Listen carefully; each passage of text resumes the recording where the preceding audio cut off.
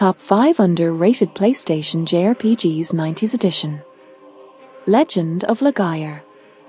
Developer, Procyon a Contrail. Published by Sony.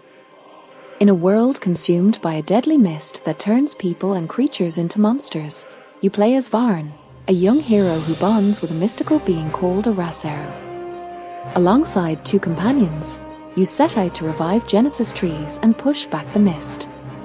Key features: Tactical Arts, a battle system, a turn-based combat system where you input directional combos, like a fighting game, to unleash special arts and super attacks. Rasaru magic system, you can absorb and summon monsters during battle. Solid emotional story, a traditional but touching save-the-world narrative with moments of tragedy and hope. Why it's underrated. Released alongside juggernauts like Final Fantasy VIII and Xenogears, so it didn't get the spotlight. Average visuals. It lacked the visual polish or cinematic cutscenes of its competitors, making it look a basic by comparison. Limited marketing push. It didn't have the brand name, budget, or exposure of Square's titles. Repetitive pacing in places. While the combat was innovative, some found it grindy over time. Wild Arms 2. Developer, Media Vision. Set in the fantasy-western world of Legaia, you play as members of a secret military force called RMS, tasked with stopping a terrorist group known as Odessa. What starts as a classic a good versus evil battle becomes a story about identity, sacrifice, and political struggle, featuring 3 protagonists with intersecting fates. Key features: 3 playable leads, Ashley, Lilker, and Brad, each with their own intro stories before uniting. Turn-based battles with character-specific tools used in both combat and puzzle solving. 2D overworld with 3D battle scenes, using unique tool mechanics in dungeons. A mature, political storyline that deals with national identity, ethics of war, and existential questions. Why it's underrated. Dated visuals even at release. By 1999, its 2D or 3D hybrid style looked primitive next to Final Fantasy VIII or Chrono Cross. Poor localization. The English script had awkward grammar and inconsistent dialogue, which made the complex story harder to follow. Limited marketing. It didn't get a major promotional push outside Japan. Overshadowed by bigger JRPGs. Released in a golden age of RPGs, it was easy to overlook.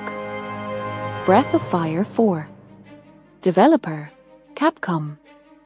You follow Ryu, a young man with the ability to transform into a dragon, as he journeys with Princess Nina to uncover his forgotten past. Parallel to this is the story of Fulu, an ancient godlike emperor awakened in a foreign land. Their stories run in parallel, exploring fate, duality, and divine power. Key features: turn-based combat with a combo system that rewards strategic spell ordering. Dragon transformation system with fusion-based forms. Dual protagonist narrative. You play as both the hero, Ryu, and the tragic anti-hero, Fulu, adding depth and perspective. Gorgeous 2D sprites with 3D environments and painterly art direction. Why it's underrated. Released late in the PS1 cycle, around the time the PS2 launched, so many players skipped it. Low marketing effort by Capcom, especially outside Japan. Overshadowed by bigger RPGs like Final Fantasy IX, Chrono Cross, and Persona 2 in the same year. Subtle, introspective storytelling. Its themes of destiny, morality, and power were deeper than what many expected from the genre, and may have been underappreciated at the time.